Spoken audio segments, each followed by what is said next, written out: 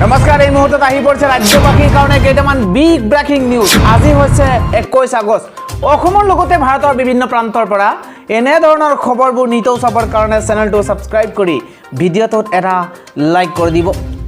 এই মুহূৰ্তত জনাই আছো ৰাজ্যবাসীৰ কাৰণে এটা অতি ভাল খবৰ, কিয়নো এইবাৰ মুখ্যমন্ত্ৰী ডক্টৰ হিমন্ত বিশ্ব শৰ্মাৰ তৰফৰ পৰা এটা ডাঙৰ ঘোষণা কৰা হৈছে। অৰুণোদয় আঁচনিক লৈ এবাৰ এটা ডাঙৰ ঘোষণা কৰিছে মুখ্যমন্ত্ৰী হিমন্ত বিশ্ব শৰ্মাই। 2500ৰ পৰা 3000 টকালৈ বৃদ্ধি কৰা হ'ব অৰুণোদয় আঁচনিৰ ধন। এনে ডাঙৰ ঘোষণা কৰিছে অৰুণোদয় মাহৰ প্ৰথম দিনাই মুখ্যমন্ত্ৰী ডক্টৰ হিমন্ত বিশ্ব শৰ্মাই।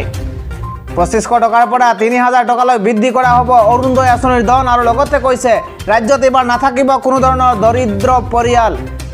যিসকল লোকে এতিয়ালৈকে এই আঁচনিৰ ধন লাভ কৰা নাই তেওঁলোকে শীঘ্ৰেই কৰিব পাৰিব আবেদন। ৰাজ্যবাসীৰ জ্ঞাতাৰ্থে জনাইছো এটা ব্ৰেকিং নিউজ। যোগ্য হিতাধিকাৰীয়ে অৰুণোদয় ধন পাইছে নে নাই তাৰ বাবে চলিব অভিযান। ইতিমধ্যে অভিযান আৰম্ভ হৈছে।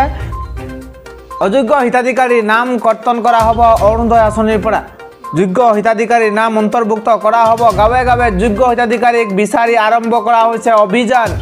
বৃদ্ধি কৰা হ'ব অৰুণোদয় আঁচনিৰ হিতাধিকাৰী। ৰাজ্যবাসী জ্ঞাতাতে জনাইছে এটা গুৰুত্বপূৰ্ণ খবৰ। আগন্তুক বৰ্ষত পুনৰ 10 লাখ লোকক নতুনকৈ প্ৰদান কৰা হ'ব এই আঁচনিত। অহা মাহৰ পৰা হিতাধিকাৰীৰ একাউণ্টত সোমাব 1250 টকা। পূৰ্বতে আছিল 800 টকা, 850 টকা, তাৰপিছত 1000, এতিয়া 1250 টকা হিতাধিকাৰীয়ে লাভ কৰিব। অৰুণোদয় মাহৰ প্ৰথম দিনা সেই কেইটামান বিষয়ত ঘোষণা কৰিলে মুখ্যমন্ত্ৰী ডক্টৰ হিমন্ত বিশ্ব শৰ্মাই।